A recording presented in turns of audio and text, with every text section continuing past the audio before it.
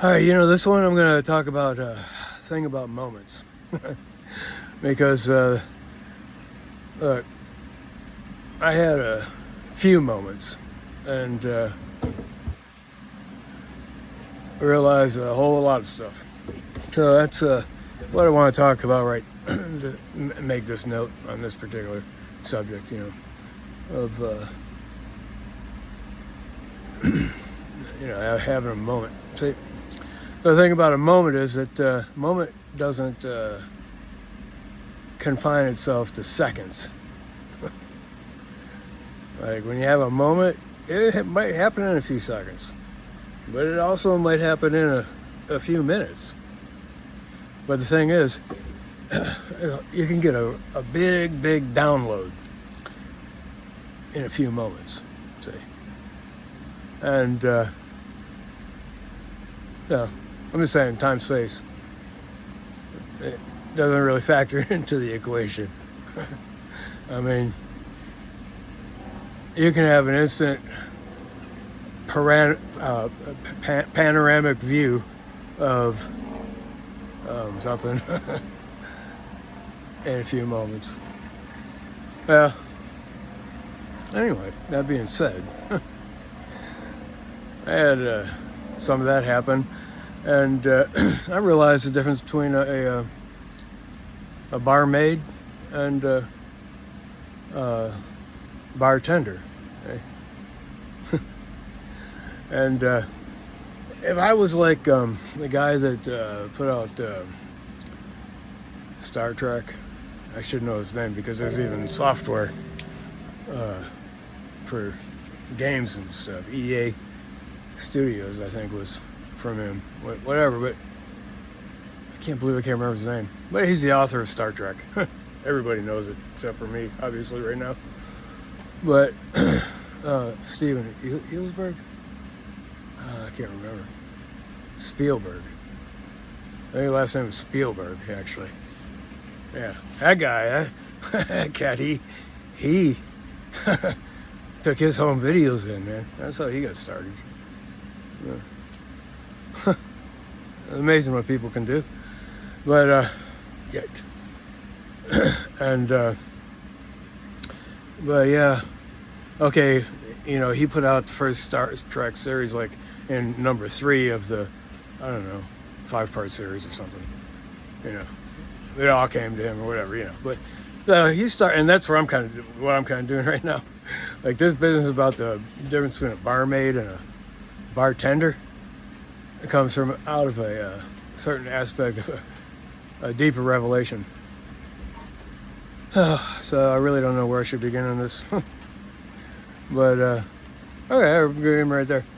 I knew this girl named Joy, and she was okay. In the flash of download that I had, I realized like she was like embodying a part of my myth. Okay, like a myth started with me. This is sudden realization. All right, all right. There's a myth that started with me. I said before that we will even live our own myth. Well, I kind of now realize what I said. Okay, and it's like goes kind of like this, So after I pushed that knife into my neck and went through all that, that was the culmination of my catastrophe or whatever. Well, look, man, that's what you call an understatement. But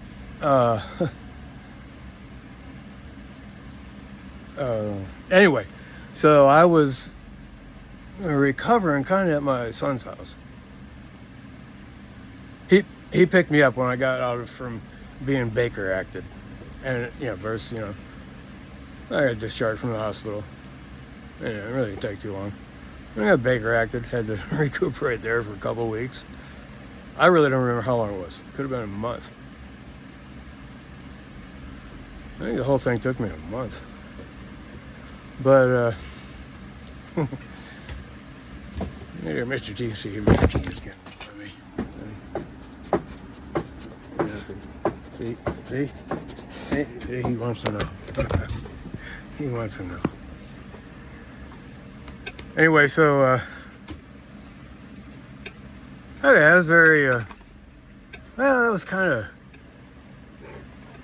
a really special moment after that time frame in my life, because I was still alive. You know, and I really tried to end it, man. The main artery, which, like, okay, man, it's right next to your brain. I mean, you go unconscious quick. Well, that's what I decided on. And no, it didn't work. and then I started thinking about doing these entries in my journal. Of course, obviously. If I didn't pay attention to this entry, I'd be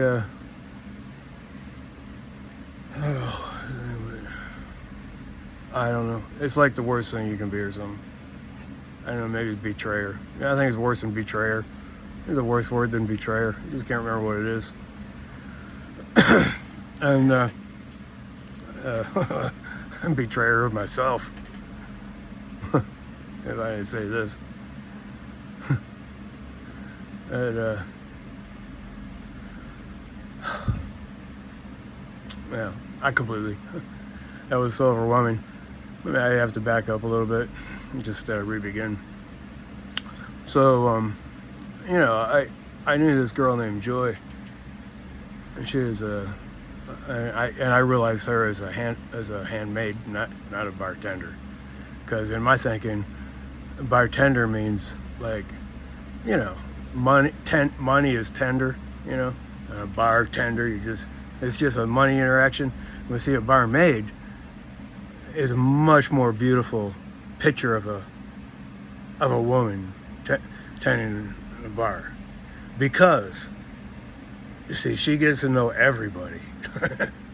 All right, she knows everybody. She's serving drinks to everybody. All right, she knows everybody. It's not just all about the money. And so she knows everybody. And when I guess after I stuck the knife in my neck, I had a dream about her in particular, you know, and I just thought, I get lost in it because I get sidetracked because of the actual dream. Okay, so anyway, in my dream, after I got out from being Baker acted, on my son's couch sleeping, and I dreamed, you know, she came up to me and kissed me. And so I analyzed that. I have been analyzing that. And in the last couple of days, it's not hard for me to analyze it. That's my natural thinking about things, you know. And I'm not trying to analyze anything. But I realized that, see, she's become part of my new myth. Okay? Because, see, she represents, like, she knows that she knew everybody, and so she, like, knows me best. Like, okay, I guess, I don't know, that's the way you can kind of look at it, like, in my mythology. All right. Sometimes mythology and stuff can come, like, it's called counter-transference. You know, like in Jung, he pointed out that all the different parts of the dream that you're having are pieces of yourself. Okay. So every time you look at every character in your dream, it's all pieces of yourself. Okay. And so Joy, you know, represented to me the best woman of all, because I don't know. I mean, it's like, all right, look, you could say, like, if she liked you, then you were all right, I guess. If she liked you, then you were all right, I guess. I don't know. She's like okay, I'm thinking the barmaid is like the queen. She's like the queen. You know, she serves you your yellow, like golden rich, kingly, with kingly kind of beauty, golds and everything, you know.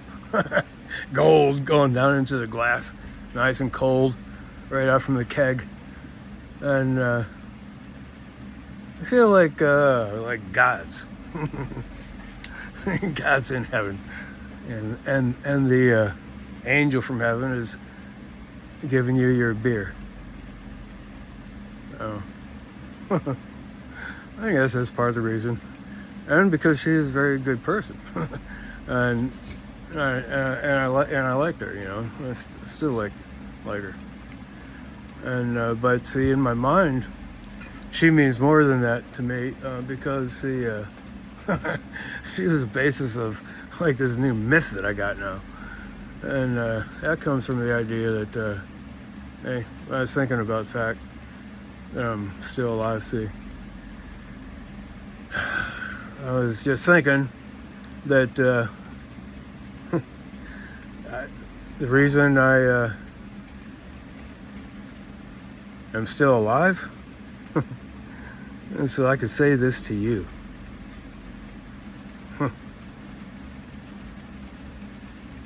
I mean, when I think of it, you know, I mean, what else would I be living for? I should be dead. I really should be dead. Like, I'm astounded, you know, that I'm actually alive.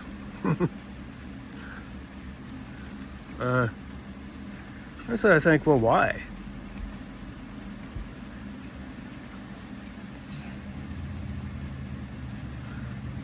Well, it could be my dog. You see, who is that? I don't know who it was. One of them just barked ferociously, like to say, "You, us, us, you dumbass." That's what she said. That's what she said to me.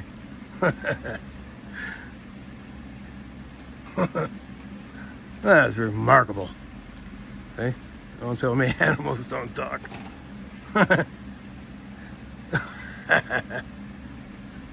Anyway, but all kidding aside, it's an amazing thing. It actually is amazing. Sometimes things can be cloaked in darkness. Okay? You gotta keep it, especially in spy language, you gotta keep it really on the down low. You know? It's your own secret wavelength. See? You establish that. All right, anyway. I'm just saying. Hey, I just realized that, you know, how, for what reason would I be here if if not for you? Because there ain't really gonna be anything. I'm gonna make some things pretty around here, you know, or handsome, or however you want to call it, you know. And I'm gonna take care of my dogs. Of course, that's already been big bold Roman numeral letter number 1, of course, by mandate of the bark. Anyway, I mean, what else? There ain't too much. There ain't too much. So really, all that's left is really, maybe so I can say this to you. Hey. Well, that's a big epiphany, or whatever you want to call it, for me. Oh, but kind of, I don't know, like if you were dead, you know, and they put the cups on you, you know, with 400 or 500 amps or whatever it is, and a couple of consecutive volts. Well, I guess it could be kind of like that in my thinking. So I guess the part of that then is this. Since I realized that what I'm talking about and things that I'm saying to you are actually at a level of sacred. Actually, I put them at a level of sacred. Because if it's true that the gods of destiny, or whatever it is, even if this is just all my own construct, my own world, and then everybody else is having theirs. Well, I don't know how it all rolls into whatever it goes into, or however it separates, or whatever. I don't know nothing about all that. But you know, there's been some ideas thrown out there. A lot of them one as good as the other, but basically, you know, I kind of come up with my own, and it's a work in progress. So, you know, I mean, this girl I knew, you know, she represents in my mind like the best woman ever. Like how you, like, she's the number one, right? And then the best out of the bunch. I was talking about, you know, really more about virtue and certain frequency. Actually, I guess more what it would be, if you want to be more precise, frequency. Maybe a person that can tune into a lot of frequencies, maybe. Like, I'm getting deep in speculation and all that now, but I'm just saying, I realized the difference at that moment also about the difference between a barmaid and a bartender. And I realized how much more beautiful a barmaid was than a bartender. That's how I separated my mind. If you got to go apply for a job or something, you know, you're not going to put on your application, barmaid. Not in today's kind of society. I'm a bartender. Because you're dealing with the money. And that's the almighty God right there. Is the money. And whoever's got the money's got the power. See? Look, I'm just doing hyperbole and joking. It is kind of true though, right? What I'm saying. But yeah, well, it is barmaid and bartender. That's how I would justify my own thinking. I love a barmaid. I don't love a bartender. Barmaid is beautiful to me. I appreciate her worth. And more than just a person collecting money.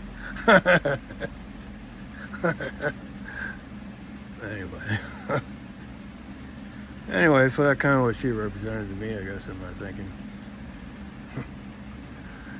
And so, you know, my joy is your joy. See, joy represents a part of the myth for me of that beautiful woman, you might say. Well, you must say. And then when I say you might say, that's because it's kind of like I'm just figuring it out right now as I'm going, and it's kind of like a ball rolling, and you know, you don't know how it's rolling out, and so you say you might say because it's still coming out, you know. Anyway, that's not just saying. So anyway, she's part of that myth, and then the other part of that is the fact that I'm alive, and I'm not saying the only reason. My dog's probably the main reason, and then also you're just equally as a reason, or much of a reason. Or there can only be those two reasons. Actually, when I analyze it down to the pebbles, well, that's where they begin. And that's a pretty big deal, and that's a spiritual kind of thought. See, it's if I'm not thinking spiritually, see, I wouldn't be thinking about the reason for me being here is for my dogs. All right, my dogs won't be talking to me that way. But if as I do believe it, I think they are. I live with them like that. I see them as holy beings. You know, my motto is like always: if I can be as good as my dogs, if I could just be as good as my dogs. No, that's not a motto. A motto is like a more positive statement, but if is a more of an aspirational statement. And you know, so it's both ways. Strive to be as good as my dogs, and whatever. So I'm just saying, you know, when you have a relationship like that with your dogs, of course you're gonna include them in the spiritual realm. You're gonna put them in a place where they matter. You put people in the places of where they matter. Do they matter? Well, you know what? Then they're spiritual. It's kind of opposite. It's kind of the funny thing with the word matter.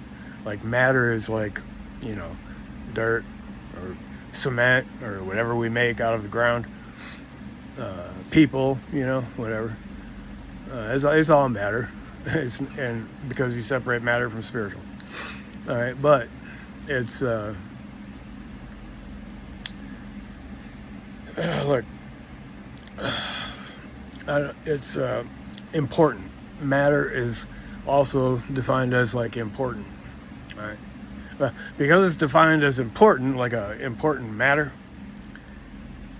like, you know, then it's qualified with the word important, and it's kind of redefining a nuance of the word matter.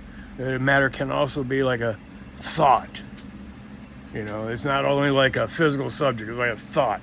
And that can also be matter. Okay? Evolution and thinking and understanding. And it's our bridge to the spiritual. What I'm talking about. Like, look, I've just studied language a lot, but, you know, I'm not really one of those people that actually study common language. Yeah. I think, you know, what I'm saying is legit. And I think the more educated a person gets, the more they realize that the world of literature is real. And what all you learn in literature, it can be fictional or it can be whatever. I mean, poetry, it can be whatever. That's all a construct of thought. And it matters. And it is matter, see? Anyway, but that was a very long rabbit hole or whatever. The point is that I, you know, kind of just discovered this like all at once. And not only about the meaning of my death, also about the meaning of joy to me. There's a girl named Joy. How she actually fits into like a myth in my heart and mind, you know, and like in my own personal myth, kind of, you know, a response out of being stuck in a neck by myself with a knife. I don't know. I mean, something tripped on that. Like a breaker went off and a breaker went on with a kind of new understanding after that. And look, man, a dream came after that understanding brought me to the point of like, what's the point of really seeing? I mean, you know, what matters? Or maybe it's just because I have gratitude that I'm here after really trying to off myself. But then, you know, thinking, well, why would I even be here? If there was like spiritual forces that made it so I didn't hit my artery. I mean, why would I even be here? I don't know how I missed. So I'm just saying, it's a deep kind of. I think it goes down like just like a V, just like a V, from here all the way down to here. Yeah. I mean, it's a flood of. I was gonna call it anxiety, but it's not anxiety. It's more deeper than that. But anyway, you know, so that's why I feel like, why am I here?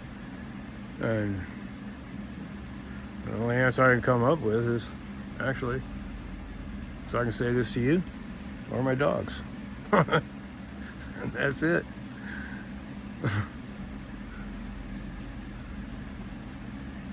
Yeah. Anyway, I'm just doing what I'm told. So I'm gonna end it on that right there. I have no idea what I'm gonna call this. I kind of got off track. But yeah, like I told you, it's kind of like a Lucas. That's what it was, Lucas. The last name was Lucas for Star Trek. It's starting to come back to me now. All right, but this is like only like, you know, movie number 3 out of the downloaded movie that just got kind of like fleshed out in my mind, the whole mythical construct of stuff that's going on. All right, bye.